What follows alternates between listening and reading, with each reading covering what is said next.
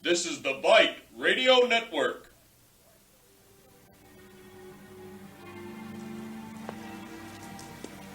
The night air was thick and black, like the coffee at that little greasy spoon 2 floors below. The clock said it was close to 2:30 a.m., but I'm not used to believing in anything I see. My name's Richard. I'm a private dick. Veidt Radio Theater presents Richard the Dick. Richard the Dick comes to you from the makers of Ohio Blue Tip Matches, the Strike Anywhere match. Tonight's episode, Captain Cook's Curious Cutty Caper. As long as I'm up, I might as well go into my office. I've got a little bottle there with my name on it. I've got a lot of things there with my name on it. It's my office. And then she walked in. A symphony of lavender and old bushmills. Made to look 5 years younger than she really was. You dick? The bulbs in her pocketbook told me she wasn't going to the midnight church service. Although the phrase heavenly body came into my head more than once. My name is Katrina Cook. My father is Cory Cook, the captain of the Cutty Casbah. Wasn't he killed? Yes, in a catamaran catastrophe. You see, he was cruising cautiously, cutting across the cape when a codfish came careening out from the coast. He tried to stop. I know. I know. It's okay. It's okay. Somehow I kept from laughing. Maybe it was the caterwauling coming from the kitten who had curled herself around what little was left of my bottle of Canadian Club. At any rate, I thought I was already involved. What can I do for you, Miss Cook? I don't believe it was an accident. My father was too good a captain to lose his ship. Well, what did the police say?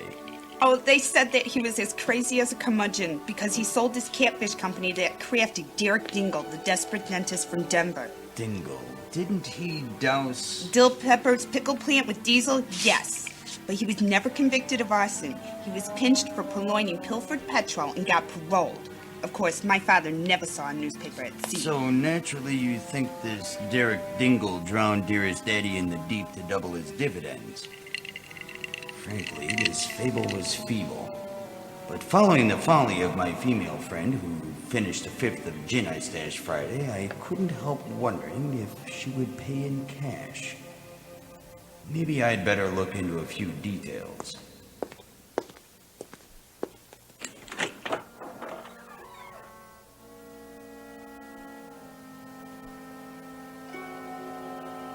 As I headed uptown, my mind raced over the story as Kitty had told it. How did dear old Dad get mixed up with this Dingle character? And what did Kitty stand to lose, apart from Daddy? And how did Dill Pepper's pickle plant fit into all this? But more importantly, would Jack's Tavern extend my credit? My head felt like a wet sock that the dog had been playing with as I walked up the steps of Midville's police precinct. Midville Police, this is Officer Blade. How can I help you? Take it easy, fella. I can hardly understand you. What? Oh, I see. You say there's an elephant on your front lawn. Oh, boy. Listen, Mac. Sleep it off, will ya? Hiya, Blake. Hiya, Dick. Richard. Blake, I need the dope on this Dingle guy. Now, hold on. Every time I give you the dope on someone, I get duped. And you wind up with all the headlines. The chief is getting awful sore. And I got the sergeant's exam coming up. Come on, Blake. If anything comes out of this, I promise I'll give you the collar. I normally take my laundry to that place on 38th, but I was still thinking of her. All right, okay. I'll see what I can do. Officer! My elephant, she escaped running amok in the streets.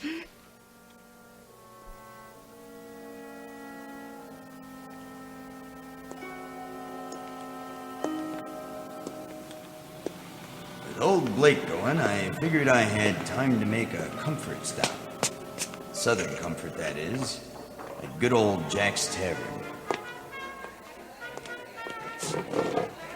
Hiya, Jack. Yeah, whatever. Here you go, Dick. Richard. Yeah, whatever. Hey, you dick! I couldn't imagine who would know me in here.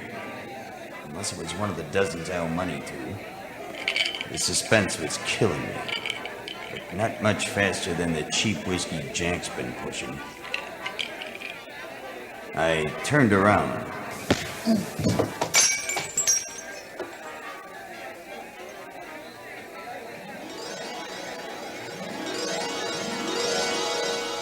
When I awoke, it was to the strains of Mozart on the radio and the strains of Miss Cook sitting on my chest, dabbing my swollen eye with a stake.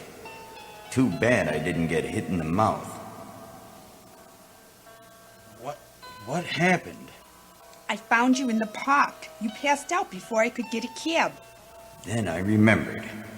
Someone with a great left hook must have dumped me, but why wasn't I dead?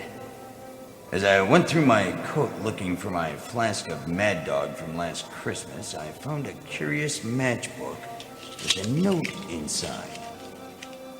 You were being watched? Couldn't talk at Jack's. Meet me tonight at Dill's warehouse on the waterfront. Signed, X.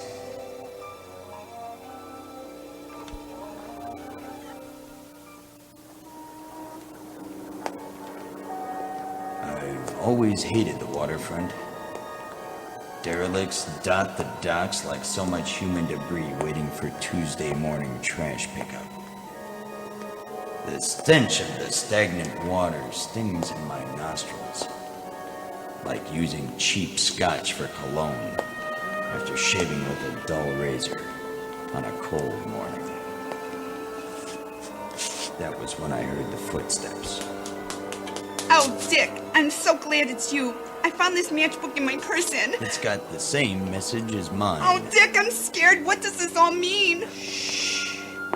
Someone's coming. It's Derek Dingle, the desperate dentist from Denver. Hold it, Dingle. Hey, what the? This snub-nosed, pearl-handled heater means business. Now get your hands up. Nice and easy. Look, if it's money you're after, I've only got a sawbuck. Here, take it. It's yours. Then I noticed he was clutching a matchbook from Jack's too. And, when did you get these? I just found them in my coat pocket tonight, after I left Jack's Tavern. There's a note inside.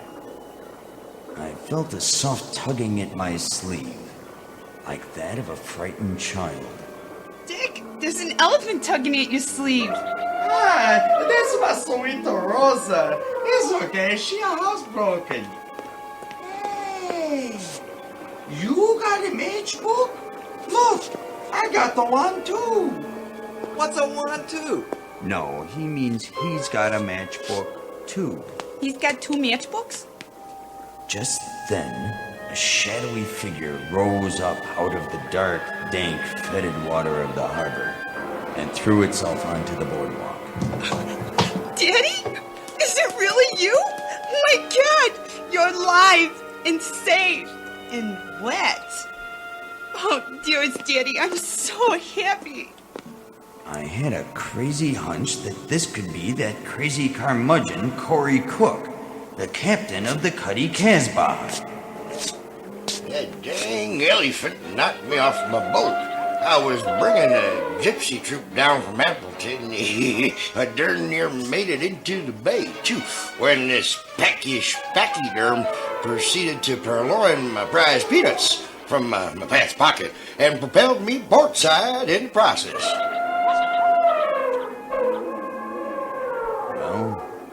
Another murder case cracked.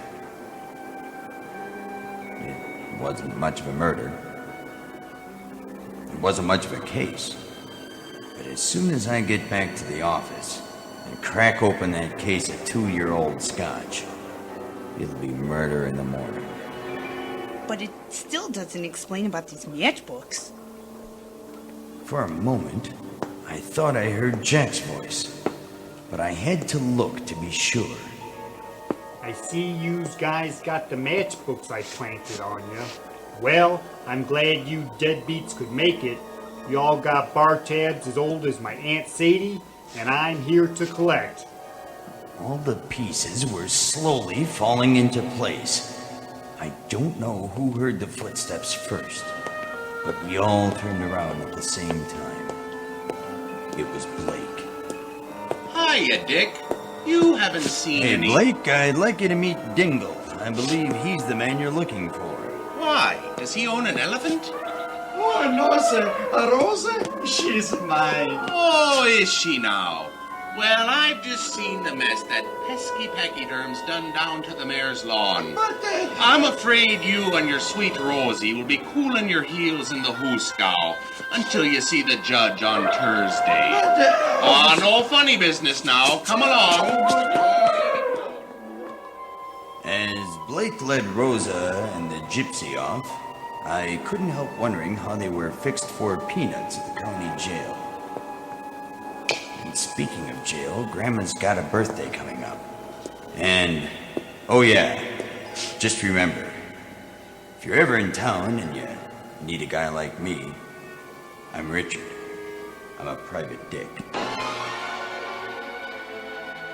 Tune in next week as Veidt Radio Theater presents Richard the Dick, who solves the case of the missing case.